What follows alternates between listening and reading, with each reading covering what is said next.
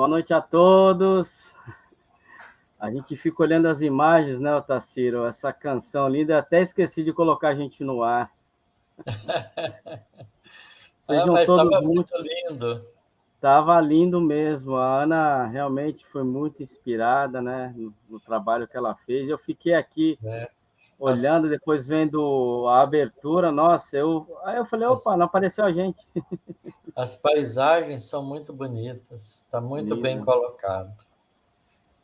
Então, meus amigos, sejam bem-vindos a mais uma noite de estudo na sala virtual do IGESE, em parceria de transmissão com a Rede Amigo Espírita, a Web Rádio Fraternidade e o Centro Espírita Chico Xavier, aqui de Santos, onde estudamos a obra Mecanismos da Mediunidade, psicografia de Valdo Vieira e Chico Xavier, pelo Espírito André Luiz, né, com o nosso professor que está aqui hoje, o nosso amigo, revigorado, Otacílio Rangel, né, Otacílio? Muito boa noite novamente.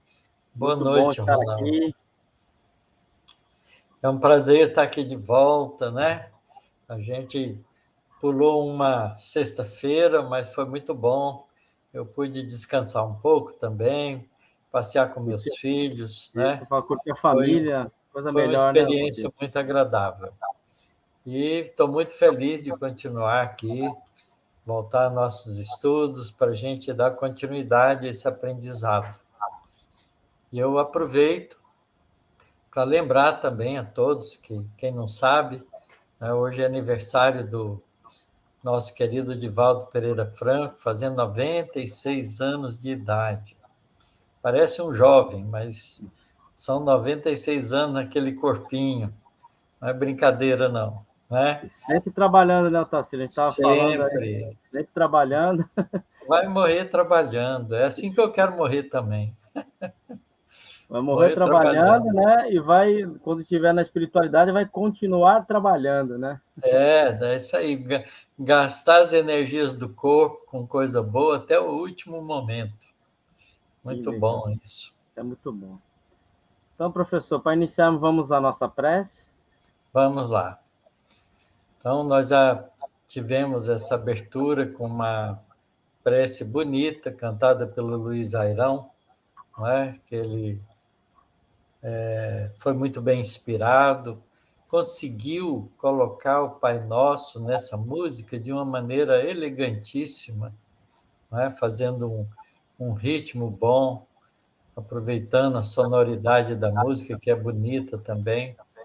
Então, vamos nós cantar a nossa prece a Deus, nosso Pai Celestial, com os nossos melhores sentimentos.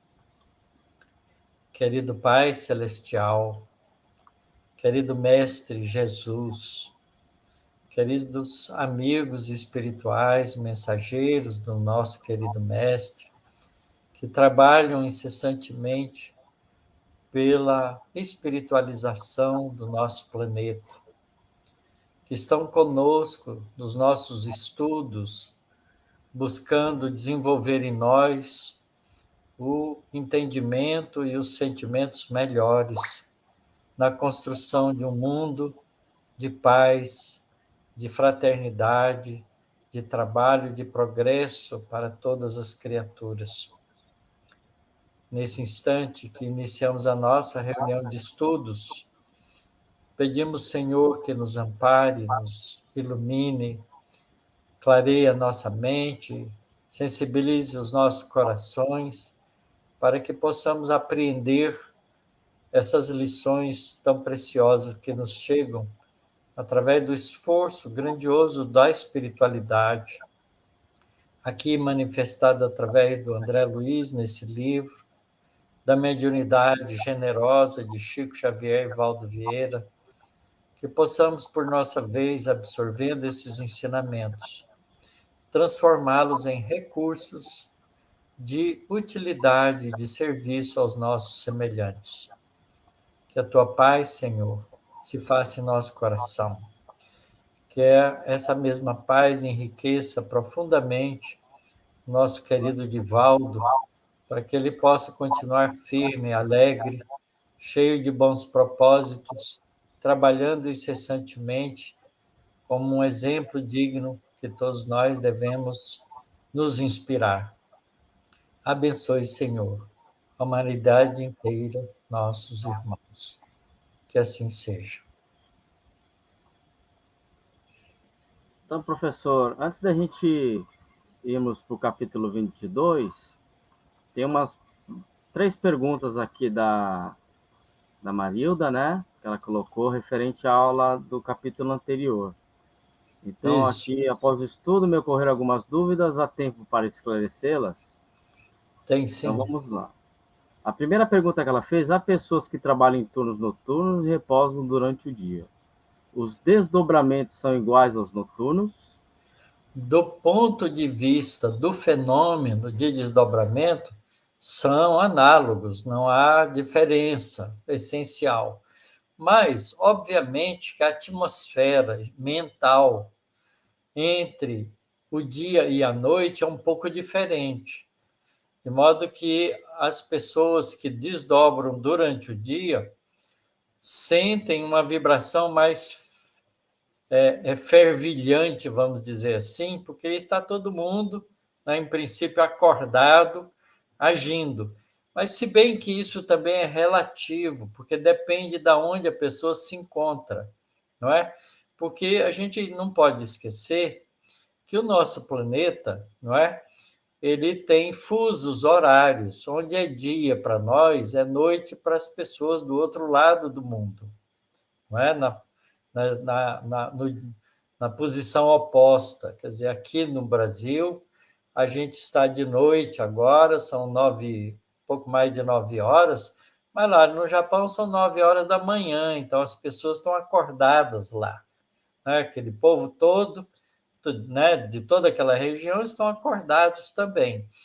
Mas o que importa é o ambiente que a pessoa vive. Então, se ele está no ambiente, não é, que é de dia, mas ele está descansando e procurando dormir, ele vai ter, não é, que enfrentar as vibrações mais efusiantes do dia, porque as pessoas estão acordadas e estão todas ativas psiquicamente e fisicamente. Mas isso não deixa de acontecer também durante a noite, porque apesar dos corpos estarem dormindo, os espíritos estão desdobrados, agindo psiquicamente, mantendo o nível de sentimento e pensamento que dão continuidade do dia para a noite. De modo que a experiência é semelhante, não há muita diferença.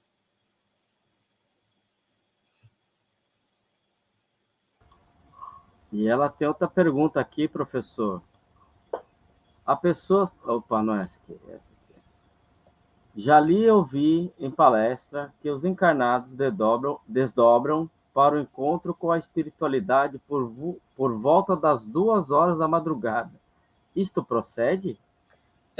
Tem uma hora da madrugada que é mais propício para relação com o mundo espiritual. A razão disso é porque quando a gente deita para dormir, o espírito ainda está preocupado com o corpo, porque ele está com a cabeça ainda cheia das atividades do dia.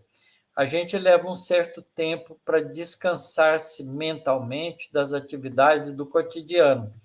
Então, se você deita pelas 11 horas da noite, por exemplo, depois de 1, 2 horas estando no sono, você já parcialmente desligou das atividades do dia e começa a entrar mais em sintonia com as atividades do mundo espiritual. Portanto, esse horário em torno de 2 horas da manhã é o horário bom, né, de franco entendimento da gente com o mundo espiritual.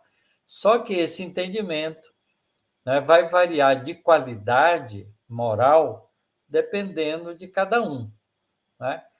Obviamente que aquelas pessoas que gostam de farra, de confusão, de bagunça, né, de vícios, eles já vão estar todos interrelacionados com os espíritos da mesma natureza que os envolve durante o sono físico, não é? Então, Por outro lado, aqueles que gostam de estar trabalhando positivamente, né, tendo experiências noturnas que vão transformar em recursos de atividades durante o dia para o bem comum, também ficam mais intensos e mais favoráveis nesse período das 2 horas que as atividades humanas já acalmaram.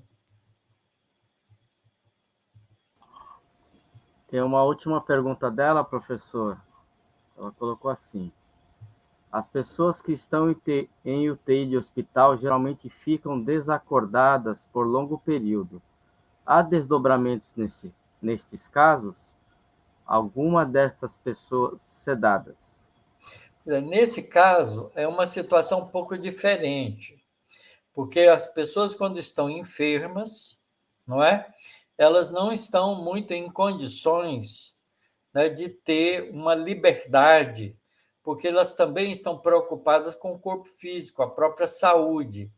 Então, geralmente, quando a pessoa, nessa situação, está num estado de coma, dormindo, né, às vezes vários dias, ou está num processo de sedação, como, por exemplo, aconteceu durante a Covid, né, os problemas pulmonares eram tão graves que os médicos entubavam a pessoa e sedavam. A sedação era para não sentir o desconforto físico, né?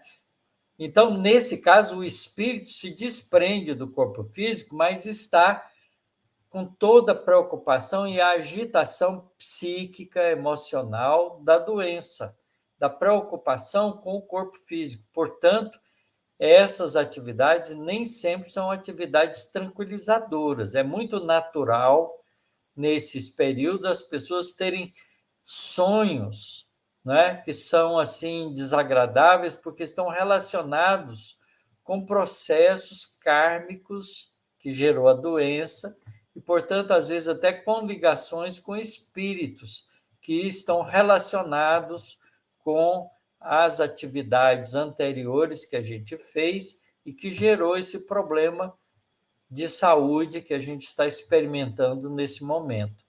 Então, nem sempre esse desdobramento é um desdobramento descansativo, mas quando o espírito que está passando por esse processo, a pessoa que está passando por esse processo, tem um sentimento bom e está procurando fazer o esforço de melhorar, então ele recebe um amparo espiritual dos espíritos bondosos, geralmente os familiares, que cuidam deles. A gente vê isso em algumas narrativas da literatura espírita. Muito bem, professor. Então, acho que as dúvidas sobre o capítulo anterior foram sanadas. Tem algumas outras perguntas já, como essa, por exemplo. Professor Otacílio, o senhor está bem de saúde? Ricardo perguntou. Eu estou relativamente bem com a minha saúde. Estou me cuidando direitinho para não ter nenhum desconforto, mas a idade, né, vai cobrando do corpo. Portanto, a gente pode estar com saúde boa, mas pode ficar esperando surpresas. Faz parte da vida. E a Marilda já agradeceu, é muito grata pelos esclarecimentos. Bom demais. Então, hoje nós vamos seguir com a mediunidade curativa, que é o capítulo 22 do livro, do livro Mecanismo da Mediunidade. Esse capítulo é muito interessante. Ele começa, né, com uma análise, né, uma construção de ensinamentos que André Luiz faz sobre a mente e o psicossoma. E aqui a gente precisa ler cautelosamente essa primeira parte, porque ele fala do psicossoma, mas fala também do corpo físico, sem dizer diretamente. Querem ver? Ele começa dizendo assim: compreendendo-se o envoltório psicossomático por templo da alma. O que é envoltório psicossomático? Soma significa corpo, psico, corpo do espírito. Então, psicossoma é a mesma coisa que perispírito, corpo espiritual, tá certo? Quando a gente quer falar do corpo físico e também do corpo espiritual, junto com o espírito, às vezes o espírito utiliza a palavra fisiopsicossomática, que é o corpo espiritual e o corpo físico, simultaneamente, tá? Então, interligados no processo reencarnatório. Aqui ele começa falando, compreendendo-se o envoltório psicossomático por templo da alma, perfeito, estruturado em bilhões de células a se caracterizarem por atividade incessante, é natural imaginemos cada centro de força e cada órgão por departamentos de trabalho interdependentes entre si, não obstante o caráter autônomo atribuível a cada um. Então, olha, ele misturou aqui nessa frase não só o corpo psicossomático, mas também o fisiopsicossomático, tudo. Porque o nosso corpo físico é que está estruturado em bilhões de células, a se caracterizarem por atividade incessante. E é natural imaginarmos cada centro de força é do perispírito, e cada órgão é do corpo físico, por departamentos de trabalho interdependentes entre si, quer dizer, interrelacionados, tanto os centros de força quanto os órgãos, como entre eles próprios, tá? Sem deixar de entender que esses órgãos nossos são autônomos. Né? O nosso fígado não precisa da preocupação mental para funcionar. O nosso rins não precisa da nossa preocupação psíquica para funcionar. Eles têm autonomia de funcionamento. Funciona por conta própria. O nosso coração, quando começa a bater lá na formação fetal, ele nunca mais para até a morte do corpo físico. Ele tem um movimento, tem um trabalho, tem um caráter de trabalho autônomo. Mas, ao mesmo tempo, pelas nossas emoções e pelos exercícios físicos que fazemos, nós alteramos a função do nosso coração. Porque, às vezes, a gente fazendo exercício físico, ele precisa de uma demanda maior de oxigenação. Então, o coração acelera, bate mais rápido. Não é? Então, apesar dele ter autonomia, ele é controlado pela vontade que aciona o corpo físico para determinadas funções especiais.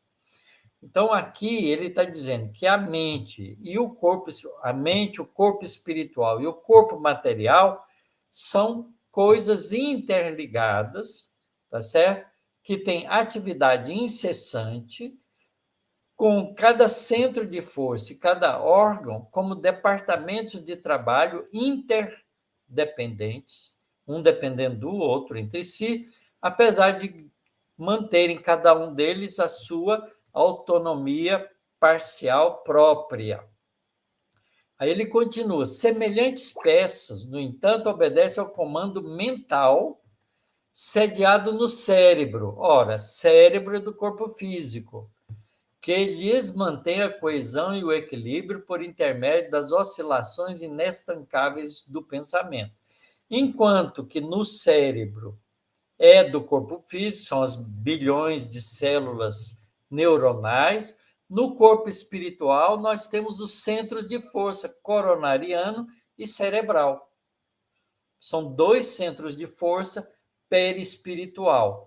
Então, tudo isso está interrelacionado. Temos, assim, as variadas províncias celulares sofrendo o impacto constante das radiações mentais, a lhes absorver os princípios de ação e reação desse ou daquele teor, quer dizer, no bom sentido e, né, na utilização boa e na utilização negativa, pelos quais o processo da saúde e da enfermidade, tá certo? Da harmonia e da desarmonia, são associados e desassociados conforme a direção mental que a vontade lhes imprima. Então, a gente tem um corpo físico, um corpo espiritual, que está a serviço da mente, não é? Do corpo mental, sede do espírito propriamente dito, dono da vontade, da ação do pensamento e do sentimento.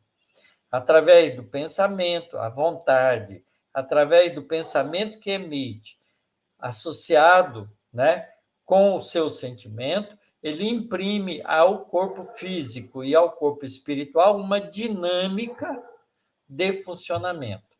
Se o pensamento e o sentimento do indivíduo é sentimento e pensamento bom, isso imprime uma harmonia tanto na vida espiritual, do corpo perispiritual, como do corpo físico.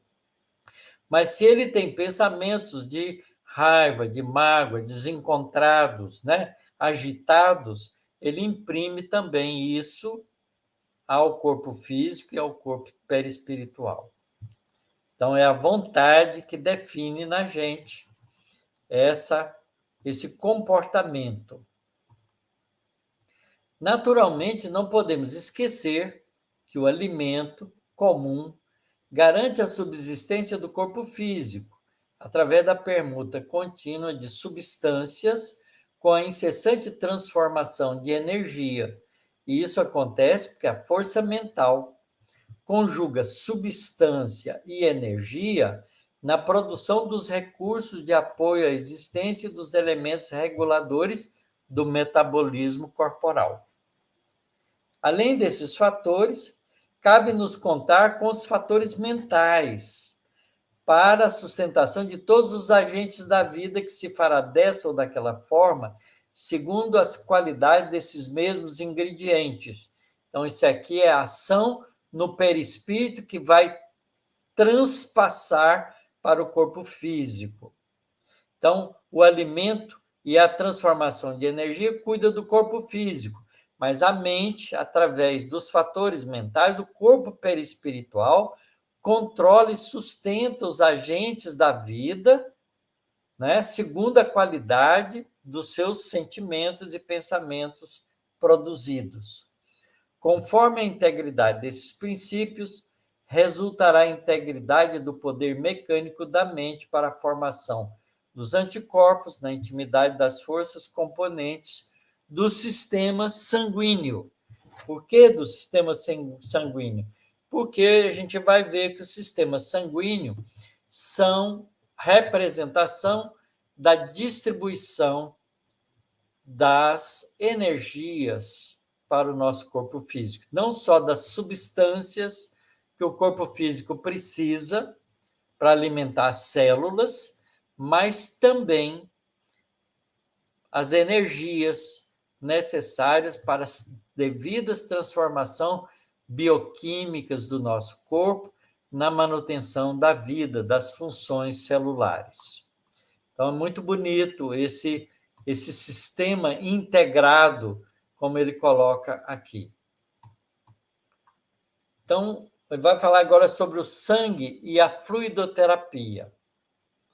A gente não pode esquecer que o sangue é um fluido, é um líquido, não é complexo, que carrega milhares e milhares de células diferentes, carrega as células vermelhas e as células, todas as séries das células brancas.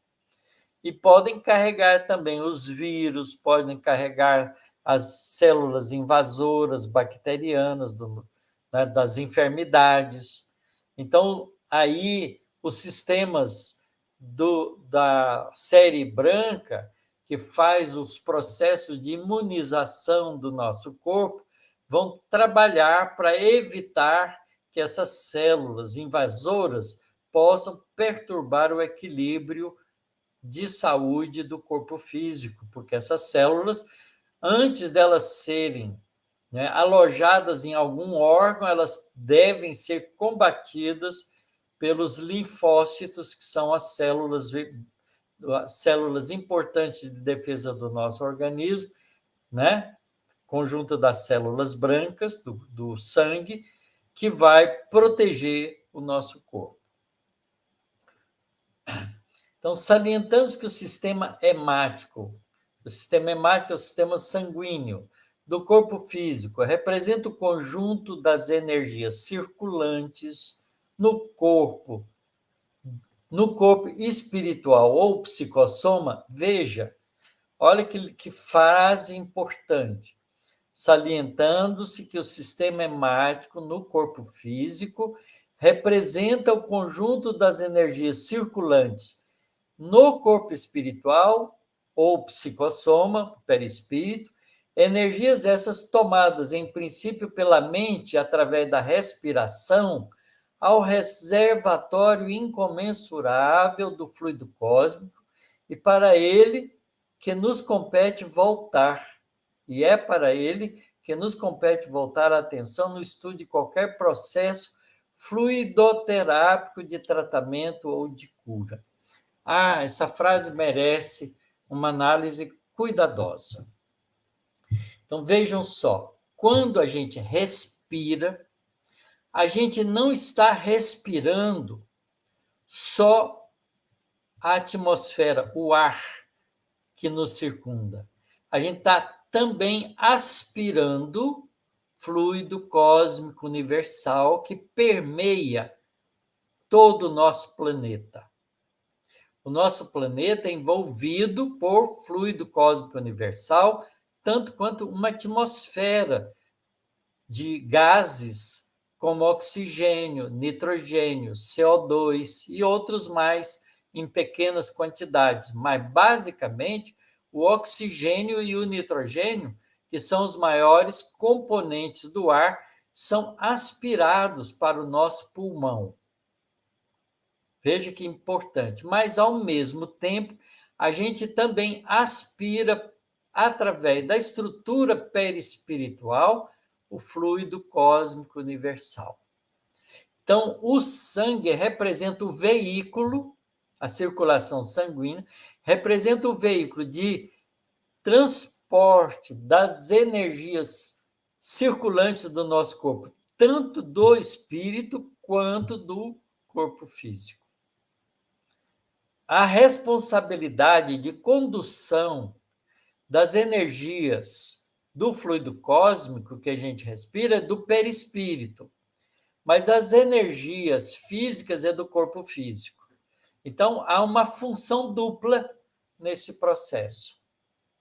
Tá certo? Então, quando a gente está respirando, a gente também está absorvendo o fluido cósmico. E se a gente está elaborando psiquicamente com o bem, a gente transforma esse fluido cósmico em energias mantenedoras do corpo espiritual e dos recursos do fluido vital que mantém o corpo físico funcionando. Muito interessante isso. Relacionados com os centros psicossomáticos, isto é, esse fluido cósmico que a gente aspira, não é? A gente pode dizer isso, vão ser metabolizados pelos centros de força psicossomáticos, os centros de força do corpo espiritual, tá certo? Então, os variados núcleos da vida sanguínea produzem, no corpo físico também, produzem as grandes coletividades corpusculares das hemácias. As hemácias são as células vermelhas, dos leucócitos, que são as células que vão compor a série branca do nosso sangue. Leucócitos, trombócitos, macrófagos, linfócitos, histiócitos, plasmócitos, monócitos, são várias células diferentes. Composição sanguínea. Quando a gente faz um exame de sangue, os médicos, né, os analistas os biólogos, né, biomédicos que fazem essa análise do nosso sangue, analisa conteúdo de leucócito, trombócito, macrófago, linfócito, histiócito, plasmócitos e monócitos. Todos eles são importantes para a nossa saúde. E aqui também faltou ele colocar as plaquetas, que também fazem parte.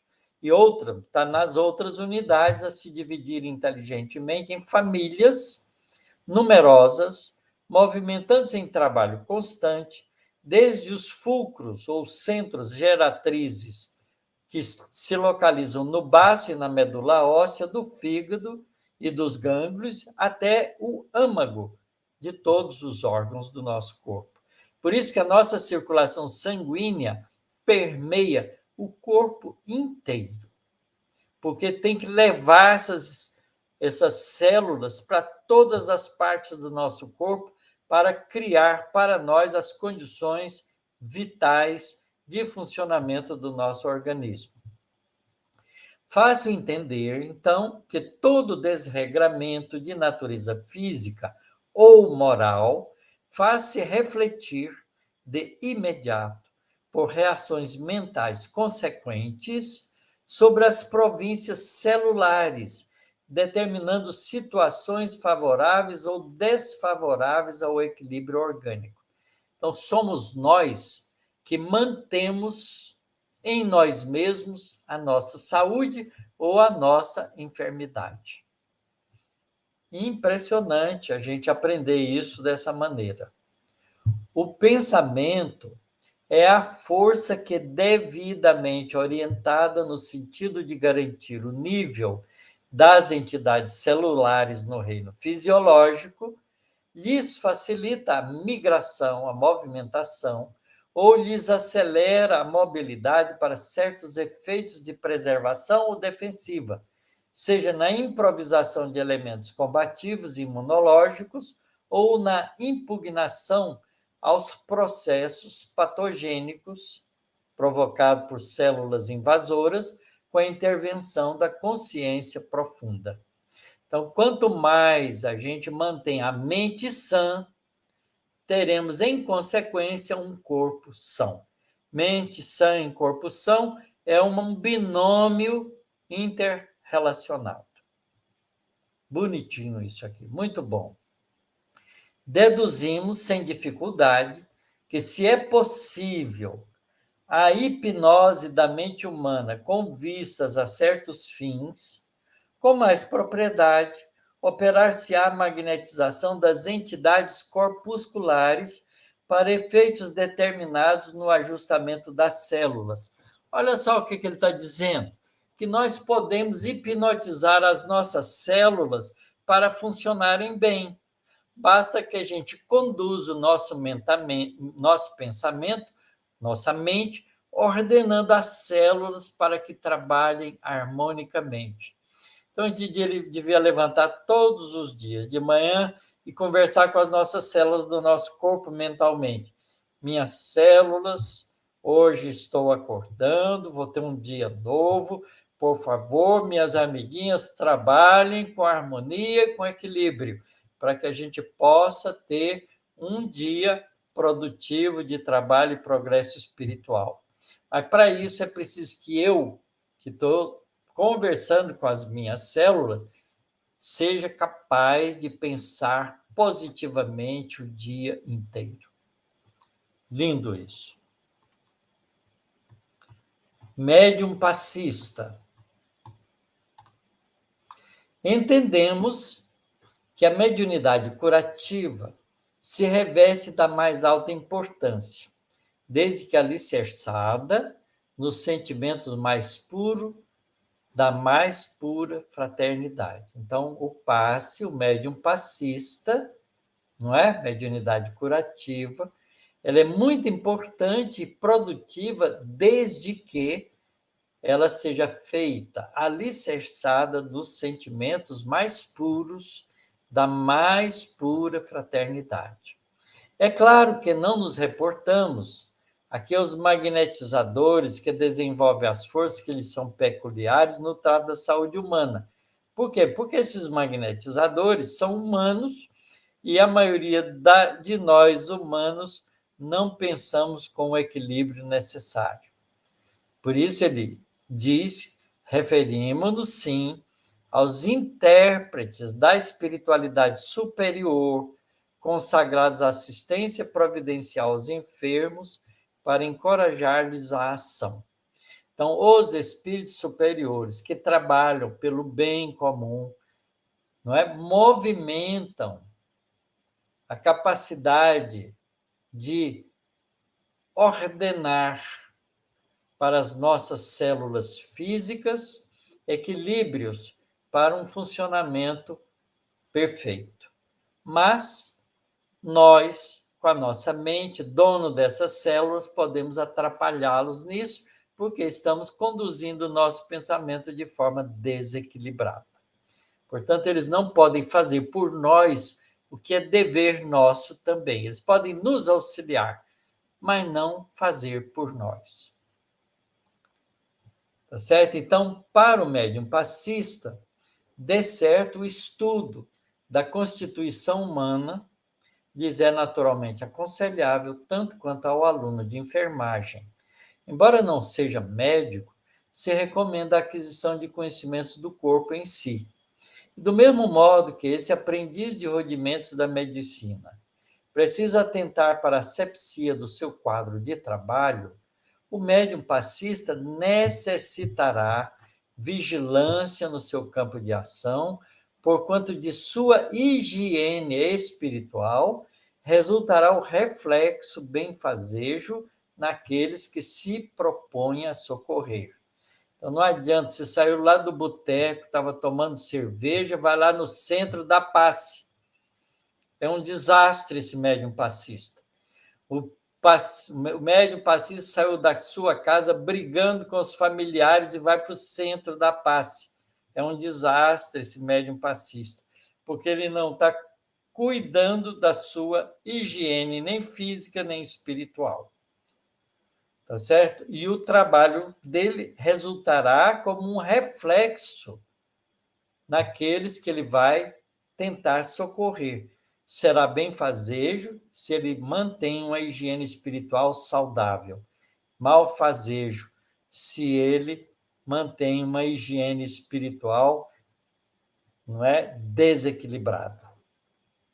Eis porque é aconselhável se lhe pede a sustentação de hábitos nobres e atividades limpas, com a simplicidade e a humildade, por alicerces no serviço de socorro aos doentes, de vez que semelhantes fatores funcionarão à maneira do fio de tungstênio da lâmpada elétrica, a lâmpada de filamento, que vai ser, não é, conduzir a energia elétrica e vai acender, irradiar a luz, né, da usina, produzindo essa luz necessária à expulsão da sombra.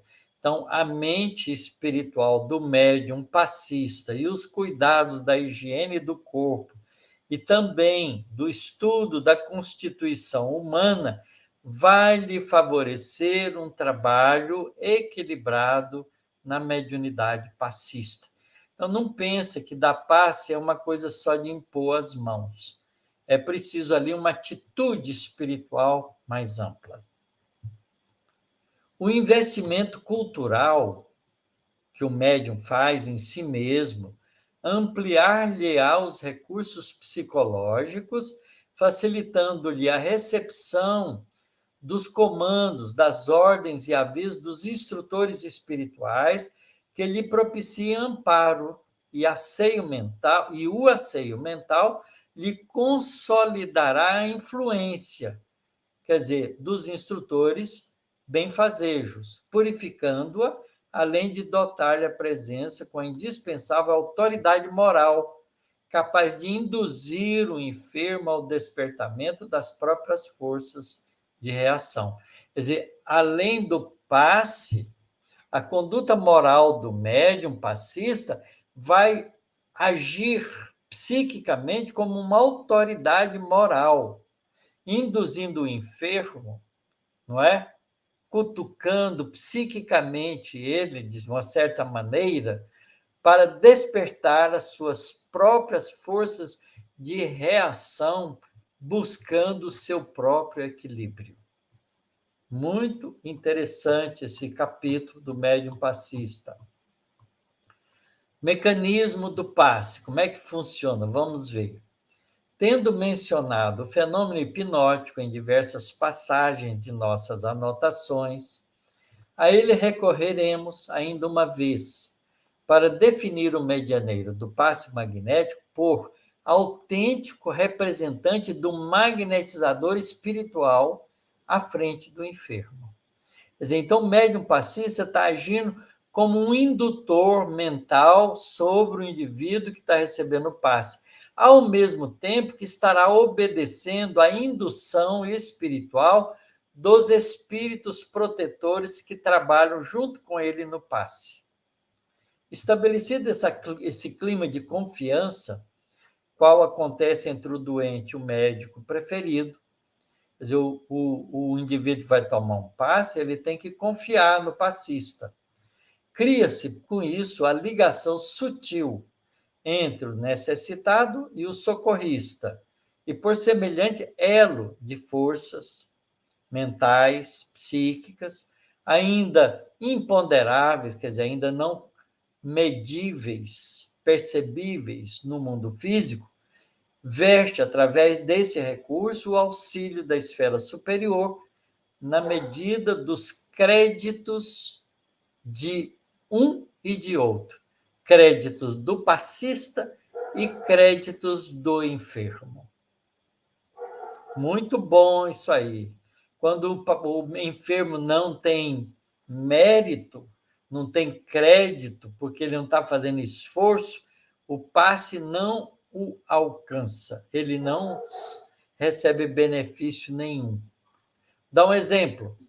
Tem indivíduo que tem problema do fígado, porque bebe. Toda semana ele toma lá as suas doses e vai no centro tomar passe para curar o fígado, não é? Então, vocês acham que ele sentou ali, o passista vai dar um passe nele, vai curar o fígado dele? De jeito nenhum, porque ele não tem crédito para isso, que ele está bombardeando toda semana o próprio fígado com o uso indevido do álcool. Isso vale para alimentação também em excesso, abusiva, né, cheia de ingredientes que são perniciosos para o nosso organismo, como excesso de açúcar, de gordura, né, de abusos alimentares que a gente sempre faz. Ao toque da energia emanente do passe, com a supervisão dos benfeitores desencarnados, o próprio enfermo, na pauta da confiança que ele tem no passista e em Deus, e no merecimento de que dá testemunho pelo seu comportamento, ele, por isso mesmo, emite ondas mentais características, assimilando os recursos vitais que recebe, retendo-os na própria constituição fisiopsicossomática, no corpo perispiritual e no corpo físico, através das várias funções do sangue, que é um elemento circulante de energias físicas e espirituais do fluido cósmico universal, como ele descreve anteriormente. O socorro, quase sempre hesitante a princípio, corporifica-se à medida que o doente lhe confere atenção, porque centralizando as próprias radiações que ele recebeu no passe sobre as províncias celulares de que se serve, no fígado, no rim, nos órgãos, lhe regula os movimentos e lhe corrige a atividade, mantendo-lhes as manifestações dentro de normas desejáveis e estabelecida a recomposição, volve a harmonia orgânica possível, assegurando à mente o necessário governo do veículo em que se amolda. Então vejam que não adianta ficar tomando passe e não mudando o comportamento. Vontade do paciente. O processo de socorro pelo passe é tanto mais eficiente quanto mais intensa se faça a adesão, a aceitação, a absorção com vontade firme daquele que lhe recolhe os benefícios, de vez que a vontade do paciente erguida ao limite máximo de aceitação, determina sobre si mesmo mais elevados potenciais de cura. Vejam bem, aqui a gente pode lembrar aquela mulher que tinha um problema de sangramento há mais de 13 anos de vida, que com a sua vontade firme, erguida ao limite máximo de aceitação e confiança, achou que tocando na veste de Jesus, ela seria curada. E ela consegue isso por causa da sua vontade firme, elevada, erguida ao limite máximo de aceitação ao auxílio. Nesse estado de ambientação, ao influxo dos passes recebidos, as oscilações mentais do enfermo, a sua mente, né, as suas oscilações mentais, os seus pensamentos, seu desejo sincero de se curar, se condensam mecanicamente na direção do trabalho restaurativo, passando a sugeri-lo para as entidades celulares, as células do corpo físico em que se expressam, e os milhões de células, de corpúsculos do organismo fisiopsicossomático tendem a obedecer instintivamente às ordens recebidas, sintonizando-se com os propósitos do comando espiritual que os agrega. Então, é preciso querer com força. Passe e oração.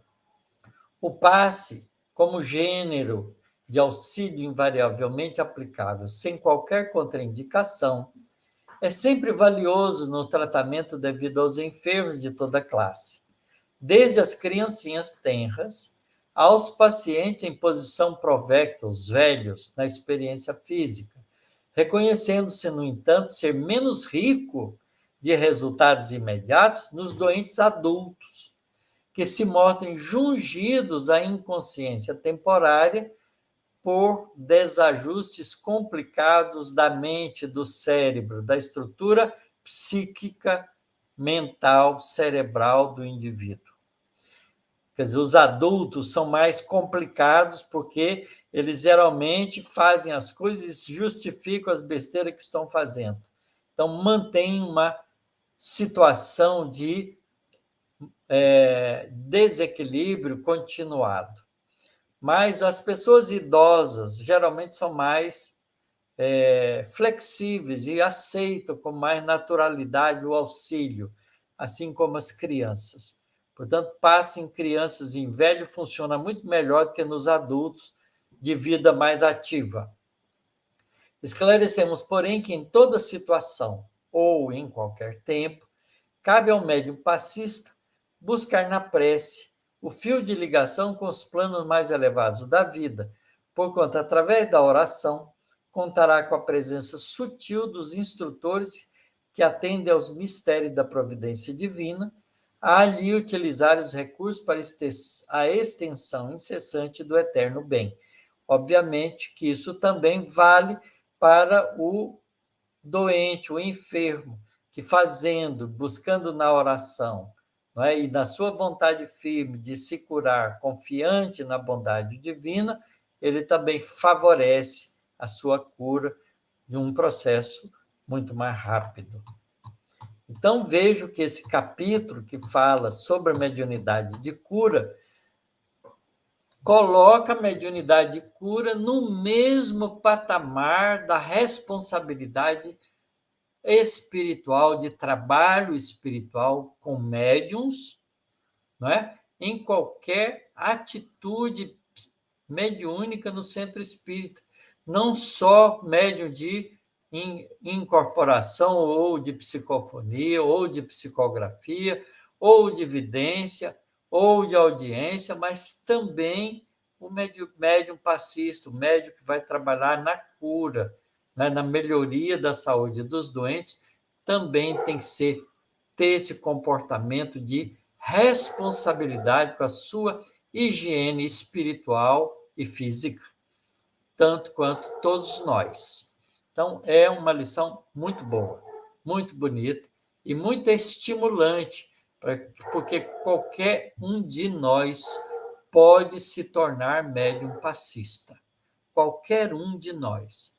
Aquele que diz assim, não tem mediunidade nenhuma, pode treinar e fazendo esse esforço recomendado aqui por André Luiz, se tornará um excelente médium passista. Vamos conversar.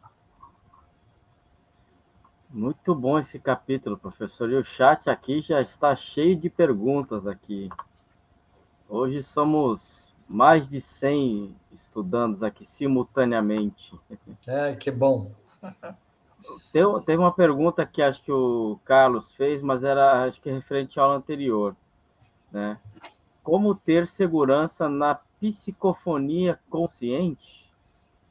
Como ter segurança na atividade mediúnica, qualquer que seja ela, Carlos? A mediunidade de psicofonia consciente não é diferente das outras. Então, é preciso esses ingredientes que o André Luiz descreve aqui. A confiança no mundo espiritual, a humildade, tá certo? A disposição ao serviço, não é? Porque a humildade, por que ela é necessária? Porque com humildade você cede a vez de se expressar para deixar o espírito expressar através de você na mediunidade consciente. Você está abrindo mão dos seus próprios pensamentos para deixar que o pensamento do espírito comunicante circule pela sua estrutura nervosa, cerebral, acione a sua boca e você fale aquilo que o espírito quer falar. Certo? Então, os ingredientes são os mesmos. O que a gente precisa é treinamento e esforço, cada vez mais, de autoconhecer-se para diferenciar os seus pensamentos dos espíritos e humildade, disposição, dedicação, perseverança para emprestar esses recursos para que o espírito possa se manifestar mais completa e livremente.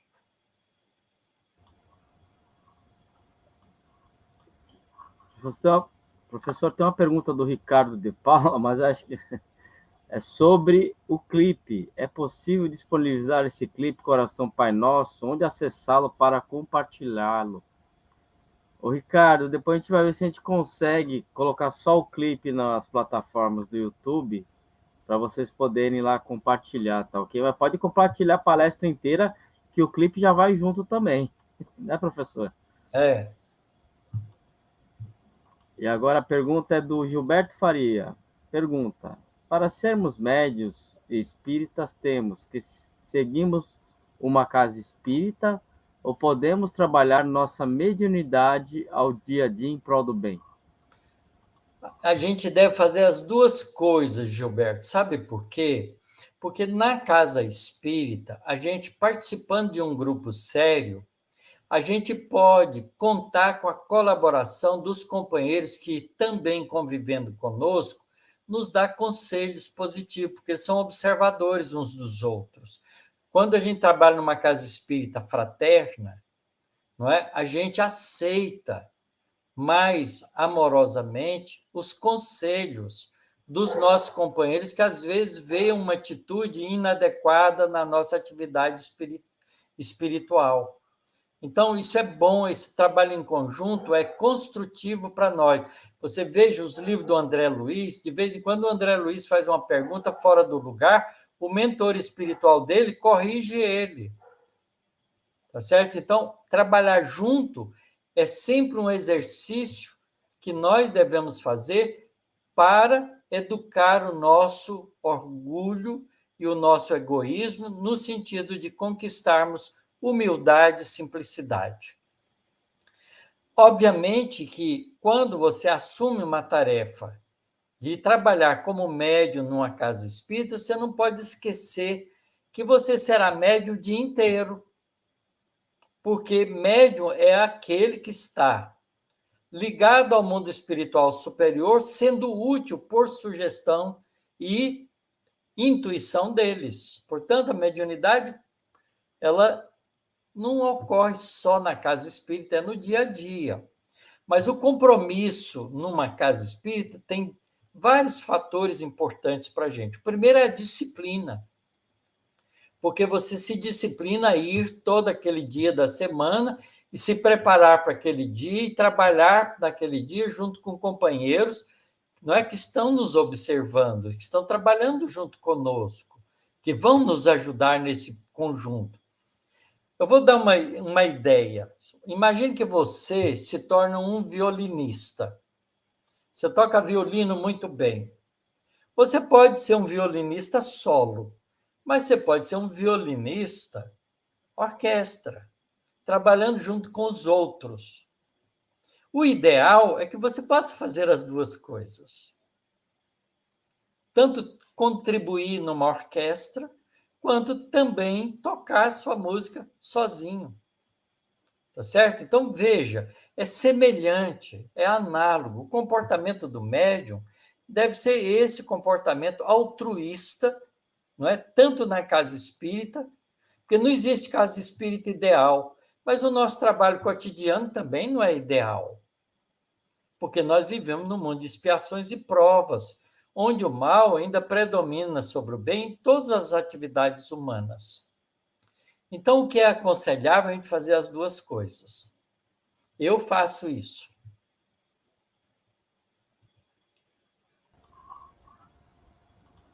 Tem uma pergunta aqui, professor, do Ricardo, que ele coloca assim: na doação de sangue e de órgãos, quem os recebe pode recepcionar também fluidos curativos do doador? E aí ele continuou: sendo assim, a moral do doador poderia influir na harmonização de seu sistema hemático, gerando contribuições ao psicossoma da pessoa receptora? Sem dúvida que sim, desde que a pessoa receptora também faça essa sintonia. Porque veja que ele fala lá que depende do crédito, tanto do passista quanto do receptor, daquele que recebe o passe. Portanto, quando você doar sangue, doe com amor, para que o seu sangue seja impregnado de fluidos vitais saudáveis. E o indivíduo que vai receber aquilo, geralmente vai receber no momento de aflição, ele está desejoso, né, de ter saúde. Portanto, ele está entregue ao trabalho de aceitação e ele vai ser beneficiado com certeza.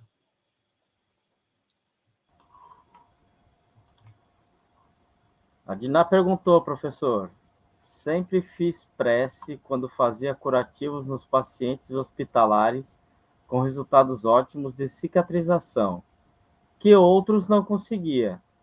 Seria a minha fé e ajuda espiritual?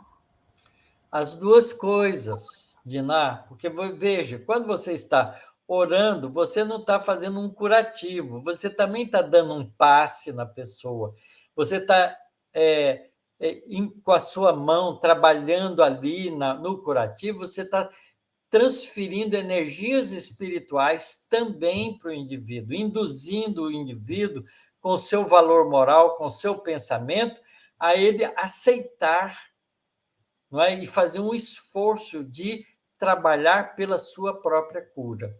Então, está atendendo claramente o capítulo, não é? Aquilo que a André Luiz recomenda nesse capítulo da cura, da mediunidade de cura. Perfeito, é isso mesmo. Continue fazendo assim. Professora Luciana colocou uma pergunta aqui. Professor, no passe isolado, podemos nos referir àquele que irá receber o auxílio pelo nome? Algum inconveniente nisto? Sinto muita vontade de fazer isto. Deve ser de chamar a pessoa pelo nome, creio eu. Se você conhece a pessoa, olha, o que ele está dizendo aqui no livro é que tem que existir entre o passista e o que vai receber o passe uma certa integração psíquica, uma certa confiança, como o o paciente que procura um médico da sua escolha, né? Um médico que ele confia. Então, o passista tem que ser aquele passista atencioso, gentil, educado, tá certo? Que se aproxima do paciente para dar um passo nele como um irmão fraterno. Então, a pessoa tem que inspirar simpatia no outro. Se for conveniente e tiver só os dois, pode falar o nome, qual é o problema, não importa, mas não há necessidade. Porque a ligação na transferência de energia no processo do passe, a ligação é feita pela simpatia psíquica, mental, entre o doador, o passista, e o receptor, o enfermo. A gente não precisa, né? Isso é uma das coisas que é importante. A gente não precisa, nesse processo, criar qualquer coisa que pareça ritual. O passe não tem aspecto ritual. Você impõe as mãos sobre a pessoa e ora por ele, pede a Deus para ele, transfere para ele todas as energias boas que você pode. E os espíritos bondosos, né, que estão ali auxiliando, vai estimular no paciente, na pessoa que está recebendo o passe, uma posição de aceitação, para que essas energias circulem tanto no corpo perispiritual dele, quanto no corpo físico, estimulando nele a vontade da cura, para que ele se auto-beneficie das energias recebidas. Senão, se ele não fizer isso, todas aquelas energias que foram doadas para ele vai ser desperdiçado, porque ele não vai aproveitar. É a mesma coisa do indivíduo que vai no médico, o médico passa uma receita para ele e não toma o remédio.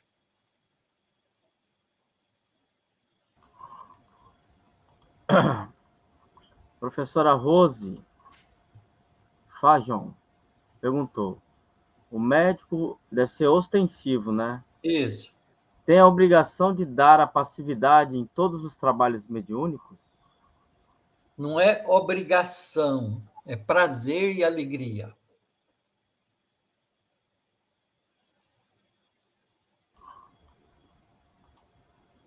E a Beth perguntou: quando apenas é transmitido o recado do espírito, podemos dizer que também é uma psicofonia?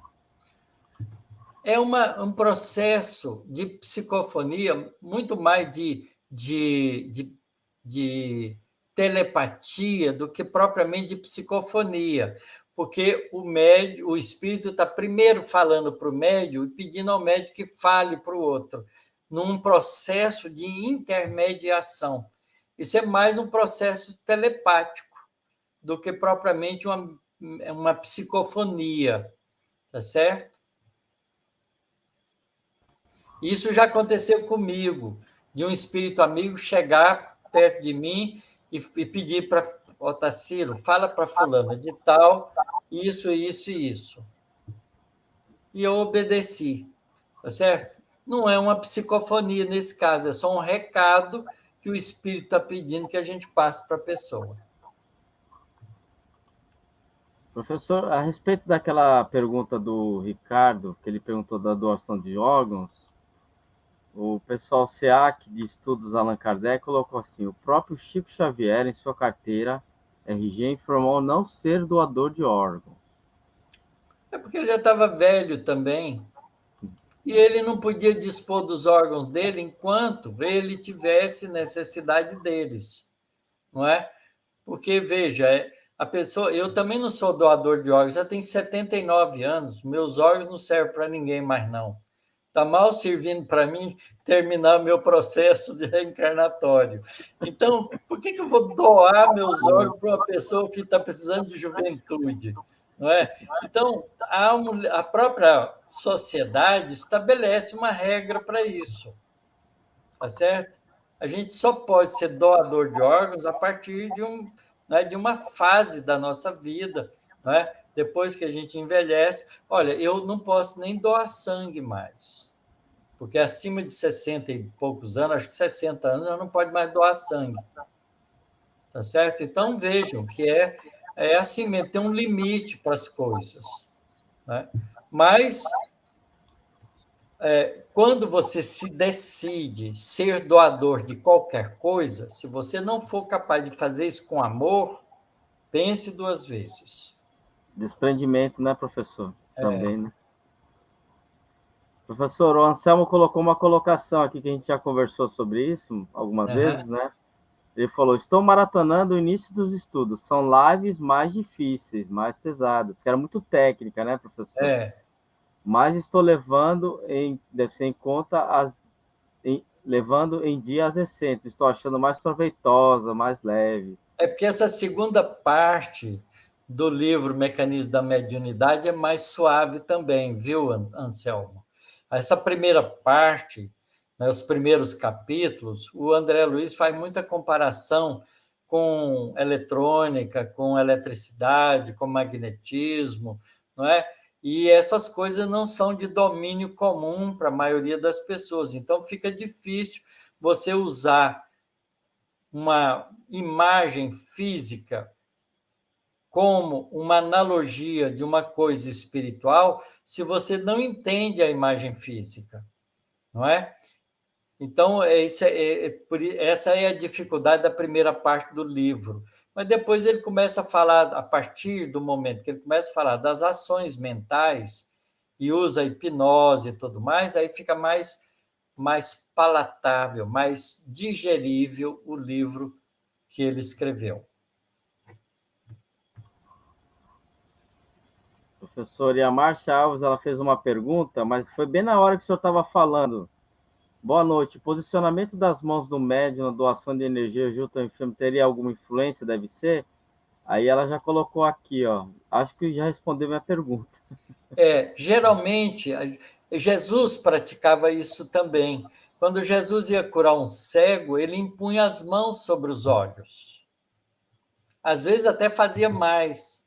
Tem alguns casos que está narrado no Evangelho que ele usava da saliva para fazer um barrinho, né, com a terra, passar no olho, ou mesmo usava só a saliva, passava no olho da pessoa e ordenava ele. Você está, né, impunha as mãos para ajudá-lo e perguntava se ele estava enxergando. Às vezes a pessoa não precisava nem perguntar, ela já dizia logo: Nossa, eu estou enxergando tudo. Tá certo? No caso do barro, ele mandava lavar depois, porque a hora que a pessoa lavava, passava a enxergar. Então, isso são truques, técnicas. O que é importante é o fluido energético que Jesus ou que qualquer médio passista, não é? Como intermediário dos espíritos, estão ali transferindo para a pessoa que está recebendo ajuda. E a imposição das mãos facilita, porque essas energias fluídicas elas fluem mais facilmente pela ponta dos dedos.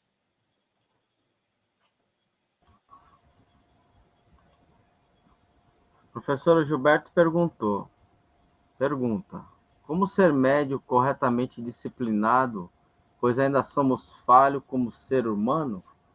Gilberto, no treinamento, com a disciplina que a gente vai impondo a gente devagar. A gente não muda de um dia para o outro, mas a gente começa, né? Eu comecei com 18 anos de idade a frequentar a casa espírita, estudar a doutrina espírita e fazer parte de reunião mediúnica. Eu, nesses 60 anos meu de prática espírita, eu aprendi, melhorei muita coisa em mim. Estou longe ainda de ser uma pessoa realmente, né, digna, talvez, de viver no mundo de regeneração. Acho que ainda não cheguei aí. Mas eu mudei muito, a gente melhora a gente ao longo do tempo.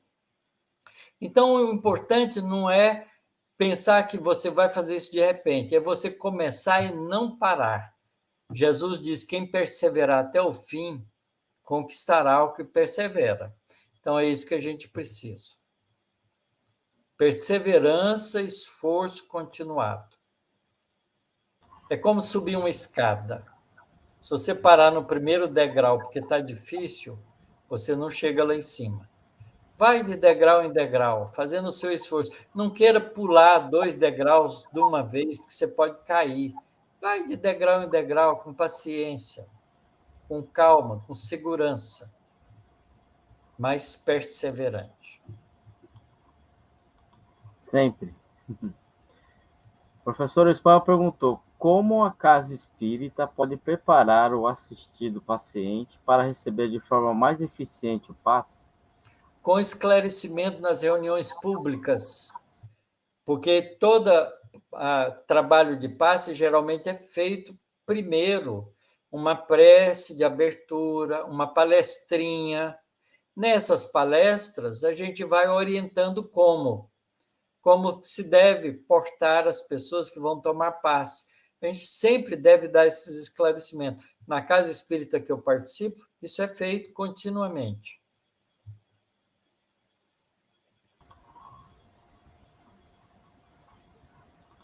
Tem mais umas perguntas aqui, professor. Podemos seguir, né? Podemos. O Francarlo Fogaça: ao receber o passe, podemos mentalizar para uma pessoa necessitada ou o passe é individual para quem o recebe naquele momento? O passe pode ser dado à distância também, mas é importante que o indivíduo que vai receber o passe à distância esteja naquele momento conectado, ligado. É a mesma coisa do WhatsApp. Se você passar o WhatsApp para o cara, para o celular dele, ele não olha, ele não vai ficar sabendo. Então, aí o WhatsApp é mental.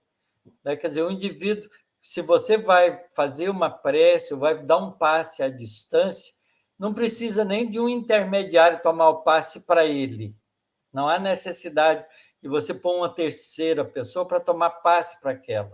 Basta que, na hora de fazer o passe, a vibração, o indivíduo que vai receber esteja em sintonia, esteja ali lendo uma página evangélica, fazendo uma prece, em posição receptiva, desejoso de receber o auxílio e se beneficiar com ele. Assim funciona bem. A Beth perguntou, professor: na psicografia temos também a telepatia na hora da escrita? Com certeza, telepatia, comunicação mente a mente. A psicografia, a psicofonia é uma conexão entre o espírito, a mente do espírito comunicante com o espírito do médium. Portanto, esse é o processo mental. Telepatia é um processo mental.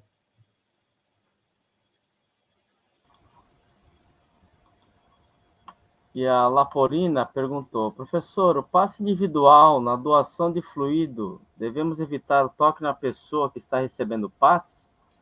É conveniente, porque a gente não sabe se a pessoa que está recebendo o passe vai se sentir bem ou desagradada de receber o toque. A gente faz o toque numa pessoa que está enferma, numa cama, necessitada e que tem confiança na gente. Fora isso, a gente não precisa tocar, não. Basta impor as mãos próximo da pessoa, é suficiente. Agora, professor, uns comentários aqui. A Suzy colocou: professor Otacílio é doador de conhecimento e simpatia. Obrigado, Suzy. Conhecimento eu gosto de fazer porque Deus me deu nessa vida a profissão de professor. E professor não faz outra coisa, né? Procura doar o conhecimento que ele adquire. Estuda primeiro, procura compreender para passar mais claro para os alunos. Então, eu gosto muito de fazer isso. E como isso me alegra muito, eu faço isso com simpatia porque me torna feliz. Eu estou muito feliz de estar aqui junto com vocês. E a Diná colocou: realmente, também paciência, humildade, amor pela doutrina e uma pessoa Ah, especial. paciência eu ainda não tenho, humildade está longe, mas eu estou fazendo esforço de conquistar. E a Márcia colocou assim: senhora Tassira, está sendo muito bom ouvir seus esclarecimentos. O senhor fala com tranquilidade, simplicidade e é muito objetivo. Obrigada, Deus o abençoe com sabedoria. Que assim seja. Muito obrigado pelas suas vibrações generosas, Márcia. Aí tem uma pergunta aqui que chegou, professor, da Marie Cleide. Desculpa a minha pergunta um tanto quanto triste para a nossa família principalmente. Meu irmão desencarnou jovem de morte violenta. Trouxe muito sofrimento a todos. Será uma provação dele e de todos nós? Pois, repito, trouxe muito sofrimento. Olha, Mari Cleide, a desencarnação de forma violenta não é uma experiência muito fácil, tanto para o indivíduo que desencarna nessa fase, como para a família, porque uma morte violenta não parece uma morte natural. Do ponto de vista biológico, a morte natural é a morte da enfermidade ou da velhice. Mas a morte violenta é sempre um choque, porque é uma coisa que ninguém está esperando acontecer, não é? Um acidente ou uma briga, não é? Qualquer coisa desse tipo é muito desagradável e traz realmente sofrimento. Mas a gente tem que confiar em Deus, né? E saber que essas experiências que a gente passa vão se tornar, de qualquer maneira, experiência de crescimento espiritual, porque tudo isso vai fazer o indivíduo que morre com morte violenta, no sofrimento, refletir, pensar, analisar e buscar solução. E ao buscar solução, vai buscar uma conduta nova, melhor para ele. A família, ao mesmo tempo, não é, que sofre isso, tem que entender, não é, que a liberdade de cada um tem que ser respeitada, mesmo que contrarie a nossa. Não é? Aquilo que a gente deseja para um filho não significa que vai acontecer, porque o filho é dono do nariz dele e ele que vai seguir a sua própria vida com as suas escolhas. Mas então a gente tem que aceitar com naturalidade, não é, que Deus é a misericórdia divina e que tudo isso vai contribuir para o processo de evolução de cada um de nós. Aceitar a vontade de Deus, buscar compreendê-la, não é? E traduzir numa mudança de atitude nossa para uma atitude de tranquilidade, mesmo diante daquilo que nos provoca, é o autocontrole que o espírito adquire sobre si mesmo, tão importante no processo de evolução. Então, isso que tira a gente da animalidade e põe na fase humana e depois na fase da espiritualidade. Então, é preciso que a gente tenha coragem. É difícil mesmo. Não é? Eu passei por experiência desse tipo na minha família, quando eu era ainda muito criança, porque eu tive um irmão pequeno que morreu de acidente de carro na porta da minha casa. E foi um drama para a família inteira, mesmo nós que éramos pequenos, que não entendia muito bem, vimos o sofrimento do pai, da mãe, com essa experiência dura, não é? Mas eu já tive a felicidade de ouvir esse meu irmãozinho, né, numa reunião mediúnica, muitos anos depois, explicando que ele teve necessidade daquela experiência para o próprio crescimento espiritual dele. Então, tem que compreender isso, fazer o esforço de vencer. Professor, chegou mais duas perguntas aqui. A Sônia perguntou: Professor, com a pandemia, a maioria das casas espíritas estão aplicando passes coletivos. Agora queremos voltar para o passe individual. O que o senhor acha? Eu acho que está na hora de começar a fazer isso de novo. Não há problema nenhum, porque até a própria Organização Mundial de Saúde, não é, já decretou que a emergência da Covid está suspensa. Isto é, nós vamos voltando ao hábito normal da nossa vida de antes da pandemia, aproveitando as experiências que a gente aprendeu com ela. Tá certo? Se você acha que dar passe individual numa sala pode ser ainda um ambiente contaminante, faça isso com máscara. Qual é o problema?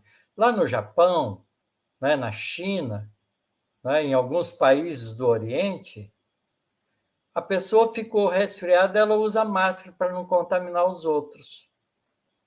Lava suas mãos bem, né, cuida da sua higiene para não contaminar ninguém.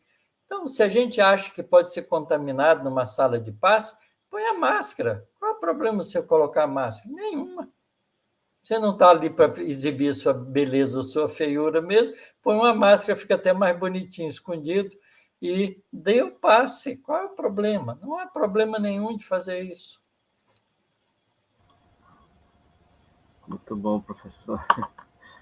Essa colocação do senhor está ali para realmente trabalhar para o Cristo, né? Não Ser para útil, exibir. ser útil. E a Gessi perguntou aqui, professor, tenho muita dificuldade com intuições, nunca consigo definir se é minha mente ou se é alguma manifestação espiritual. É difícil mesmo, principalmente intuição. Mas olha, a gente vai descobrindo isso à medida que a gente vai aprendendo a se conhecer. Porque se conhecer é saber o que você é capaz de pensar por sua conta própria. E a intuição quase sempre é um pensamento alheio, não é a sua ideia. Portanto, se você conhece suas ideias, você sabe distinguir qual que é sua e qual que não é sua. É devagar mesmo, é um processo de autoeducação demorado. A Beth Marcelino, professor, perguntou, gostaria de saber, em uma carta psicografada apareceu em uma folha um arco-íris colorido, sendo que o médico não tinha lápis de cor. A família que recebeu disse que o filho sempre desenhava. Como explicar? Pode ser por escrita direta, desenho direto. O espírito pode, utilizando ectoplasma do médium, tá certo? Fazer escritas diferentes daquela do médium psicográfico, não é? E imprimir até perfume ou cores diferentes no papel. É possível. Eu não sei se foi isso que aconteceu, mas é possível. Pelo que ela colocou ali, parece que foi isso mesmo. É. O espírito quis se identificar. E o Gilberto perguntou, o que o senhor pode me dizer sobre preto velho na casa espírita que não se, que sigo, não adotamos esse tipo de entidade como espírito de luz? Por que não? Só porque ele habitou um corpo negro e ficou velho? Ele apresenta no mundo espiritual para a gente do jeito que ele quiser. Quem diz para você que um espírito não pode estar evoluído num corpo negro, amarelo, branco, preto, cor-de-rosa? Não importa isso. Não é isso que é importante é o conteúdo que esse espírito que gosta de se apresentar como um preto velho, ele deve ter boas lembranças, porque às vezes a escravidão foi para ele a lição de humildade que ele precisava aprender, tá certo? E ele agora gosta dessa imagem, porque é uma imagem tranquilizadora para ele.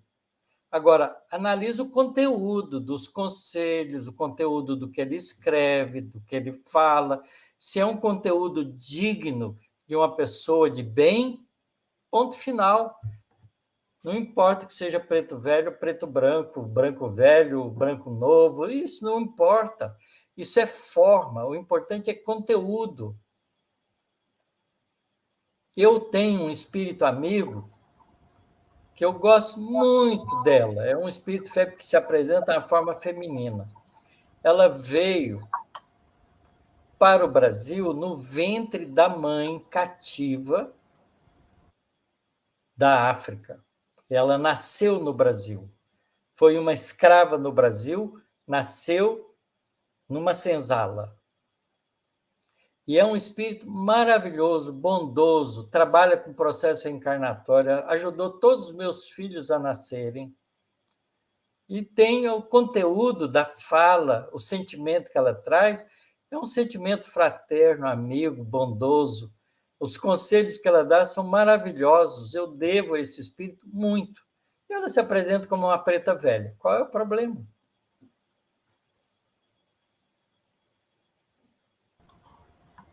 Então, professor, estamos chegando ao final de mais uma live. Acabou aqui as perguntas, só comente colocações, né? Então, a Olga colocou, hoje o assunto foi muito bom, ficou muito claro com as explicações, muito obrigada. A Lázara colocou gratidão pelas reflexões, tamanha simplicidade. A Maria Cleide colocou muito obrigada pela linda mensagem, gratidão. O José Luiz Arantes colocou, professor Otacílio Ronaldo, parabéns pela live que está me ajudando na minha reforma íntima. Obrigado, gratidão eterna. Nós que Obrigado a agradecemos. você, José Luiz. A Márcia colocou, eu que agradeço o professor Otacílio e também o mediador Ronaldo, que está conduzindo a palestra da noite muito bem. Nós que agradecemos por você estar aqui conosco. Nosso professor explica de uma forma muito feliz em suas colocações. A Maricleide colocou, professor. Obrigado, Maricleide. Vou me esforçar mais.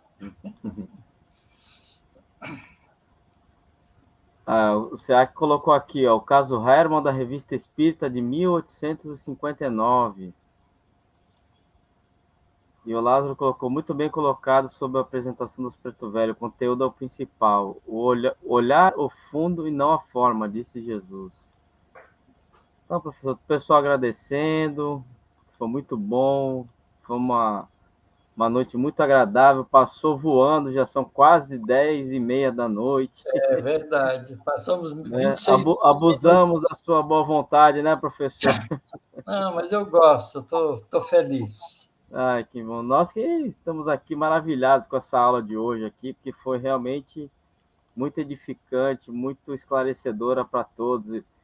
E aquilo que eu falei para os senhores, estamos todos aqui firmes e fortes, mais de 100 alunos aqui dedicados aqui aos estudos, a aprender com o senhor. Todos somos alunos. Olha, na próxima nós vamos falar sobre animismo, é o capítulo 23. Se vocês quiserem, leiam antes. O Marcos colocou assim, hoje não foi uma live, sim um seminário. Gratidão pela... Oh, que isso, Lázaro.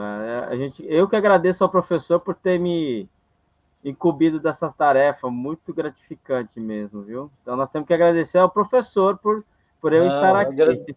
a gente tem que agradecer a Deus por a gente estar aqui. Noite maravilhosa quando se fala de Jesus e de Deus. Sou estudante e agradeço muito carinho, pois aprendi muito.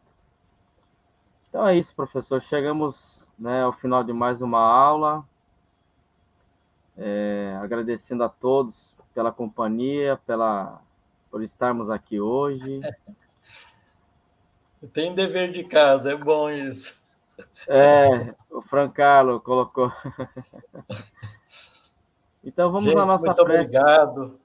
Que vocês tenham uma semana linda, cheia de paz, de tranquilidade aí. Próxima sexta-feira estaremos juntos de novo. Vamos fazer a nossa prece, né? O Ronaldo vai fazer para nós. Posso fazer sim, professor. Então vamos elevar os nossos pensamentos e sentimentos a Deus, nosso Pai, nosso Criador, a Jesus, nosso Mestre, nosso amigo, nosso modelo e guia, a espiritualidade bondosa que nos ampara, que ampara este trabalho. Agradecendo também a oportunidade de estarmos aqui hoje reunidos nesses ensinamentos passados pelo nosso querido amigo, professor Otacílio,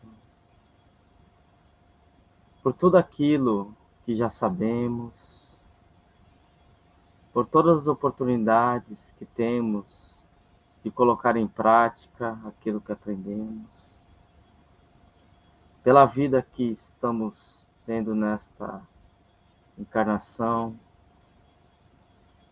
e que possamos, irmãos, vibrar no bem, que possamos emanar a todos aqueles que passam por nossas vidas, este amor que aprendemos com o nosso Mestre Jesus.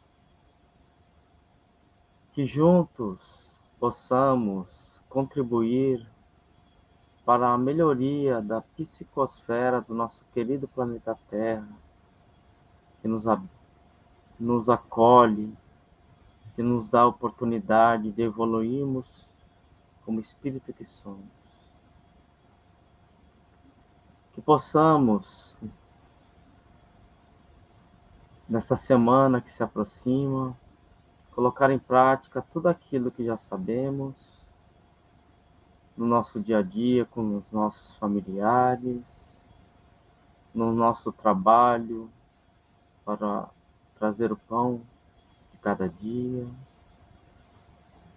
nos trabalhos das casas espíritas que frequentamos, e que possamos lá colocar em prática esse ensinamento da noite sobre o passe, que possamos nos habilitar através da reforma íntima para, para contribuir para a melhoria daqueles nossos irmãos que lá vão em busca do nosso Mestre Jesus. Nos ampare, Mestre querido, envolva todos os nossos irmãos, encarnados e desencarnados, no teu amor, na tua paz e na tua misericórdia. Te agradecemos por tudo que nos tem dado, Mestre. Que assim seja. Assim seja. Boa noite, meus amigos. Tenham um ótimo final de semana e até a próxima sexta com mais uma aula com o nosso professor, onde falaremos de animismo, né, professor? Então fiquem Isso. todos com Deus. Tchau, tchau.